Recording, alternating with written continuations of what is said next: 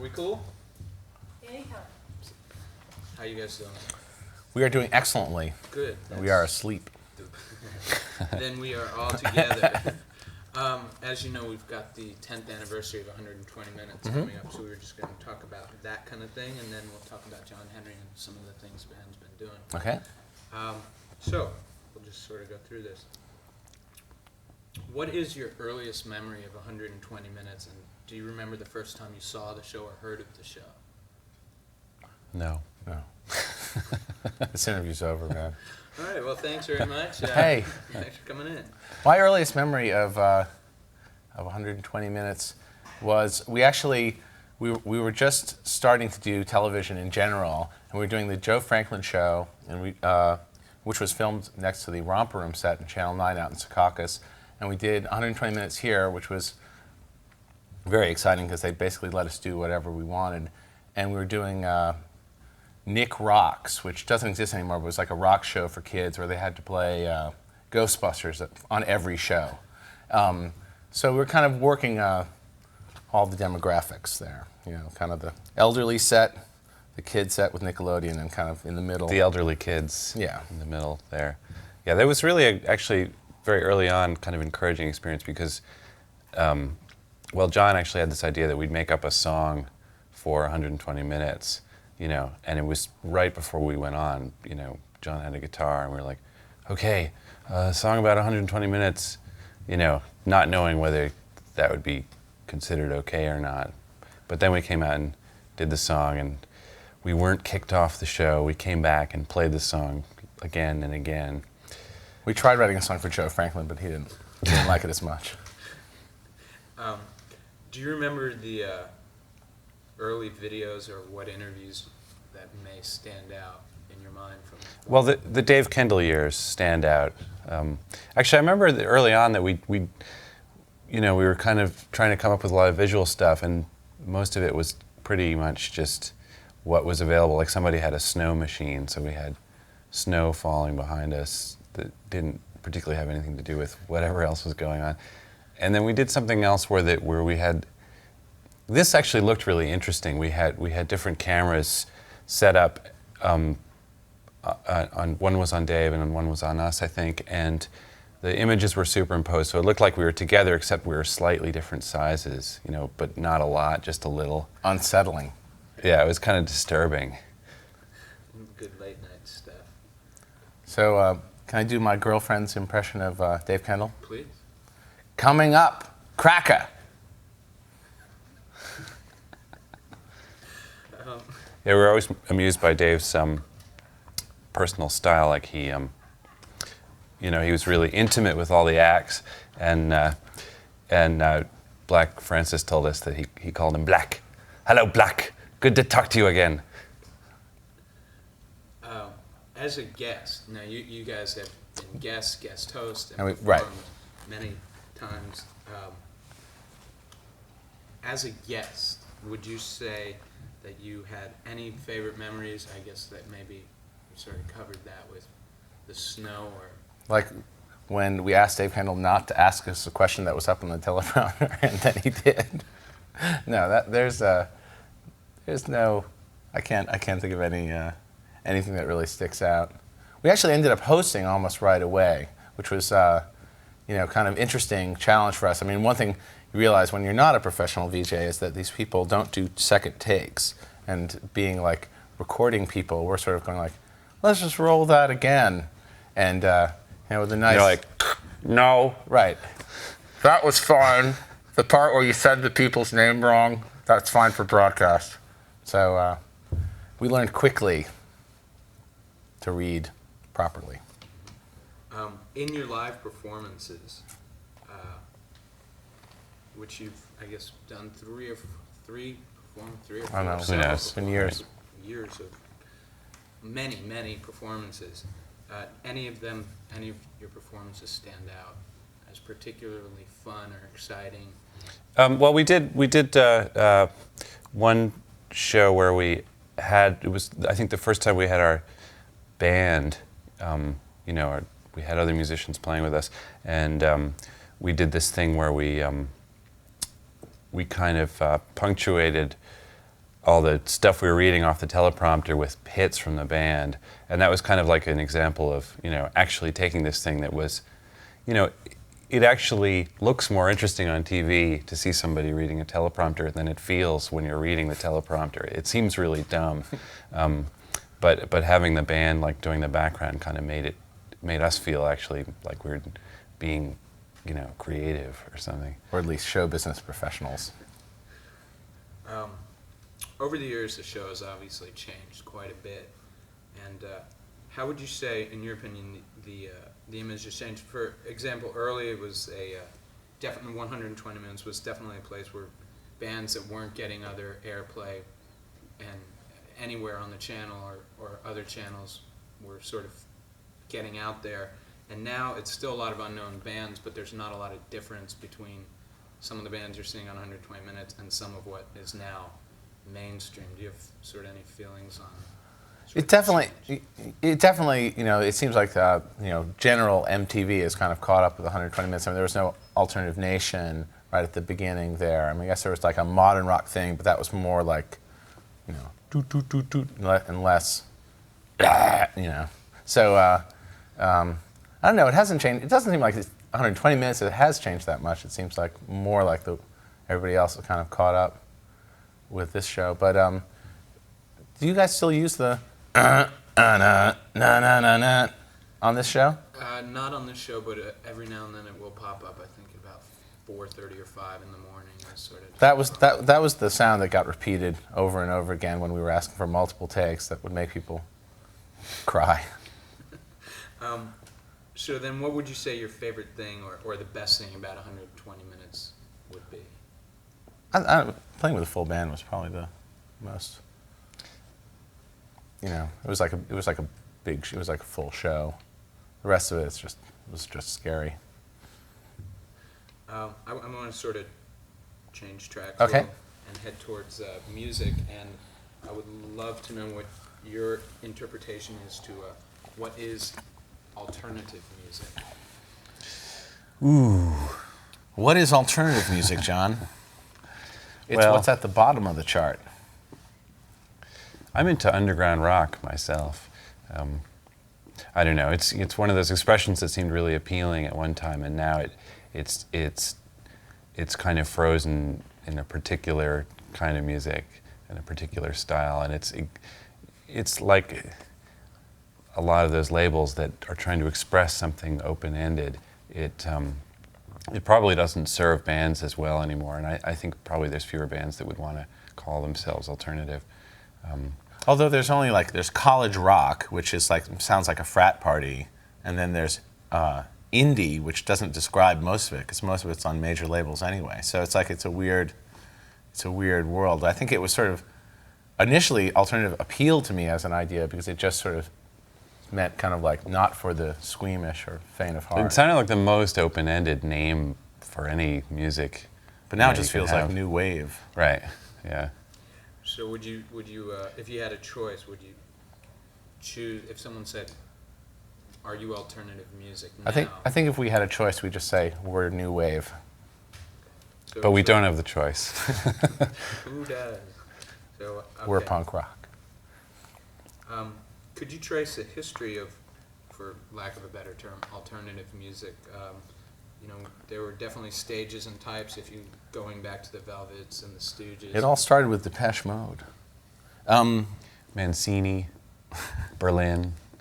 I don't know. I don't know. I mean, I when I was in school, the Violent Femmes were really popular, but we didn't have a college radio station or MTV, so I never heard it. You know, I don't know. I felt like when it was starting, I was living in Ohio. Sorry, I wasn't there. Well, I mean, it's, you know, like that sort of the early '80s, like, you know, post new wave rock experience was like, you know, I think you had to be living in a city to really get it, and I wasn't. and that's definitely seems to have changed now again with I think you can't get away from it now. definitely exactly. Where would you say your band has has sort of left its mark in the progression of again, alternative music. Right. And sort of what would your stamp be if you had a place where you could say, this is Yeah. where we impacted, and this is sort of the influence we plugged in here, and then this is how we got to here. Yeah, I think every band probably wants to say this, so so I'll say it too, which is that I feel like we, really tried to do something individual that wasn't, part of a particular movement. We wanted to do our own thing and have it be distinctive, and I think we, for better or worse, we pretty much cooked up our own thing. We kind of came on the heels of the new wave. Well, late on the heels of the new wave scene, but that was kind of the environment that we were aware of when we first started talking about doing music together, and then there's obviously been all this stuff that's happened since we've fully been here making records, so we're not part of that scene either, obviously. So I mean, in that sense, I sort of feel like we kind of fall in between the cracks to some degree, but I think that's probably just fine. That's probably what we would have wanted, is to be perceived as doing our own thing. Well, it is funny to see bands get compared to us now, because a lot of times I don't catch it. But also, I don't know, I feel like we're one of those bands that is best not to be imitated. I mean, I think like the Beatles were a good example of a band that like it's good to do things like the Beatles, whereas like Led Zeppelin, a widely imitated and top quality band, is best left alone.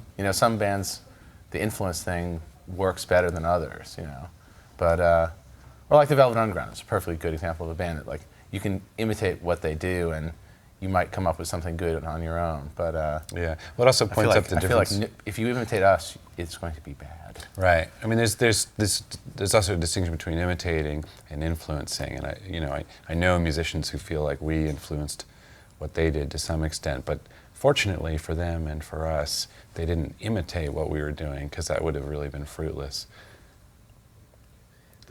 You sort of touched on falling between the cracks, and there was a period where a lot of the bands that are doing really well now and have gotten really popular never would have gotten past college radio and never become platinum, multi-platinum, 10 video bands. Do you see, is there a reason this may have happened, or an explanation, in your opinion, as to what happened or why? I'm sorry, which thing happened? Sort of bands that would never have made it past college radio and All right. selling 200,000 are now selling 8 million copies. Yeah, I don't know.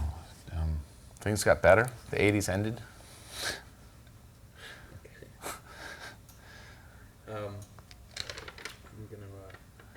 Sorry. No, it's okay.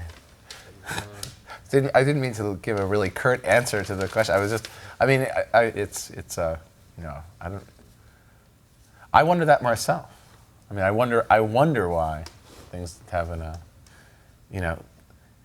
things have changed so much in such a radical way, because it seemed like there were a lot of really good bands that would sound right on the radio in the late 80s. I mean, when I heard Replacements records, I didn't go like, this is really interesting avant-garde music. It sounded like, oh, this is really like top-flight rock music that people driving in cars could dig. And yet it wasn't really getting that kind of play. So. Death of Metal, Yeah. spandex and big hair, something. Metal was in the way. Yeah. Now you guys have morphed as a band from when it was just John and John, and now you have, I guess, a full band playing with you. And you want to talk about sort of a little how that evolved? Sure. Well, we started out in New York doing these little clubs where a lot of the other entertainment there was performance art people, doing utterly oblique things with light bulbs and, slide projectors and stuff. And we were kind of like the rock band in that environment, but it was just me and John and a tape recorder at that time. what we were doing basically was playing our instruments, and we had a background tape that was drums and bass to a large extent, although there's a lot of other stuff on the tape. So, you know, it was kind of like all along we were sort of doing a rock band without actually having a rock band. So when it became, you know, economically viable for us to actually hire other musicians and get a big touring unit, you know, at first it seemed like, well, aren't we going to kind of just become normal then and just be, you know, the most obvious version of what we've been doing? And then it seemed like, well, actually, you know, for us it'll be really new and different, you know. I mean, for us it's going to be like avant-garde to have other musicians on stage. So that seemed like a good reason to do it. John Henry, the new album, you have full band, and the first single, Snail Shell. Do sort of where do you see yourself now? I mean, we've talked a little bit about how you got here. Where are you now, and where do you see this album taking you? Well, the whole live band experience has kind of changed our approach to recording and playing. It's really we play a lot louder now, which you know, maybe isn't what people are looking for. From, you know, for They Might Be Giants to just become one of many loud bands, but it's definitely you know, playing with other musicians has brought in a lot, has kind of brought the music to the foreground, and I think that's exciting for us. You know, people have always really focused on the lyrics, and for us, you know, songwriting is really the balance between the music and the lyrics, and it's nice to have people at the shows dancing and just doing the kind of things that people do at a musical event, rather than just like, you know, acting like they're at a poetry reading. You know, I mean, our words are okay, but you know, it's really a package. And have being a video channel, I guess I should ask, sort of like in sort of response to you're not watching a poetry reading, how do you feel videos accompany what you guys have been doing, and do you see videos as an important part of the industry and sort of what is going on? Well, videos are obviously like a big part of people finding out who we are, and then probably a really good way to just get people tuned into like our general vibe. Just because, I mean, when we started, when MTV was a lot more corporate looking, our videos really stuck out. I mean, it was really weird to see a Whitney Houston video and us. You know, at this, you know, now against like a free piercing video, we'd probably look like somebody's dad. But you know, that's the way it goes. Time marches on. Have you had fun doing the videos? Video shoots are really weird. You have to get up even earlier than now, which is in the morning, to do them, and then like give your peak performance. So it involves a lot of coffee drinking, shooting videos. I have to apologize. No, I know. Hey. I'm totally commiserating. I'm going to drink a little more coffee myself here. I had one more question for you, and I really have to say it's escaped. Oh, no, that's okay. I apologize. Hey, should we do IDs or bumpers or something? Can we get some ideas? Absolutely. The first would be a sort of a happy 10th anniversary. All right. You know, ID yourselves, John and John. Can we just make the shot a little more dynamic? However you would like to do this. Cool. If you want, you can stick it in your pocket, or you can put it on your belt if you have one. Okay. Or you can just hold it up. Just hold it up. You can hold it up if you want. You're listening to 120 Minutes, my pacemaker. Yeah. That was pretty good. And let it be- Pretty good, Captain Kirk. Yeah. Very nice. Anything. Hey, do you want to sing this? Do you want to sing the song? Sure, I'll sing a song. Do we have? You want to hum along? Or I'll something? just sing. I'll sing the harmony part. Okay, but just if you're start louder than me, anyway. it'll sound like some No, kind I- of Chinese. You sing real quiet. Okay. How's it go? Just praying. There's 120. There's just 120 minutes to the show, Chinese. and just 120 minutes. Okay, so can you slap some reverb on there, Mr. Soundman? Make it sound like pros. Let's do it now before it's too Sing late. it again for me, John. Here there's just 120 minutes to the show. Okay, so we ready to? Step to your left. Don't sing it any lower. Step to my left. Right there. Okay. Ready, John? Mm-hmm. 1. You rolling tape there? 1, 2, 3. There's just 120 minutes to the show, and 120 minutes left to go. Hi, this is John. And John of They Might Be Giants, and you're watching 120 Minutes special 10th anniversary edition. Then Let's do you one more die. Okay. One more time. Now Okay. we know what you're gonna do. We'll Okay. play the effect. Now that we know what Now, we're doing. yeah. Hey, it is 10th anniversary show, right? Spock.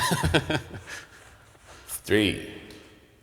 There's just 120 minutes to the show, and 120 minutes left to go. Hi, this is John. And John. Of They Might Be Giants. And you're watching the 120 Minutes 10th anniversary show. Spock. Spock. Spock. Spock. It's sort of more expulsive. It's like, Spock. Spock. Can you do a Just a country doctor. John and John from 100? Damn it! I'm just a country doctor from outer space. We're John and I'm John and we're John and John and Okay. from They Might Be Giants, and we'd like to wish Right. 120 Minutes a very happy 10th anniversary, or Let's do the whatever your okay. interpretation of that. Let's do the Gamelon type one. The John and John and John and John. all right. Of They Might Be. Okay. Hi, this is John. Hi, this is John. Hi, this is John. And John. Of They Might Be Giants. And John. Of They Might Of Be They Giants. Might Be Giants. And we'd like to wish 120 minutes. 120 minutes of happy birthday. Fucking fuck. Okay, here we go. Okay. Hi, this is John. And John. And John. And John. Of They Might Be Of Giants. They Might Be Giants. Of They Might Be Of Giants. They Might Be And we'd like to Giants. wish 120 minutes a happy 120th anniversary in outer space. Let's just do it one more time. I'm sorry. 20th anniversary. Okay. Good. Hey, use Look. that. Well, no, Look, that man. one will be in the can for years. If you knew what was going on inside here, man, you wouldn't think that was so fucked up. Okay, so here we go. One more time. So it's, what is it? It's our 10th anniversary. It's our 10th anniversary, and that's it. So Just I- wishing you happy. Okay. Everything was great Okay. up into the 120th Great. Okay. Okay. anniversary. Here we go. Which was also great. Okay. Which Here we was? go. All right. She'll here we go. keep. Hi, this is John. And John. And John. And John. Of They Might Be Might Be Giants. And we're wishing 120 minutes a happy 10th anniversary. You want to do like a do the 10th anniversary thing? Just like Sure. back do that Yeah. as well? Yeah. Okay, here we go. Sorry, we'll be better this time. Hi, this is John. And John. And John. And John. Of They Might Be They Giants. Might Be Giants. Of They Might Be Giants. And we're wishing 120 minutes a And happy we're wishing 10th 120 anniversary. minutes. Happy 10th anniversary. You reached the 9X Corporation. Our operators care about your calls, but will not pick them up. And could I get a generic, hey, this is John and John, Okay, and you're watching MTV? okay. Hi, this is John. And John. And Joan Jett of They Might Be Giants. And you're watching They Might Be Giants on 100. No, sorry. And just generic. It's just Generic, MTV. generic. MTV, right? Okay. Hold on a second. We've got to erase that tape. Okay. Okay. Jim. Okay. All right. 1 second.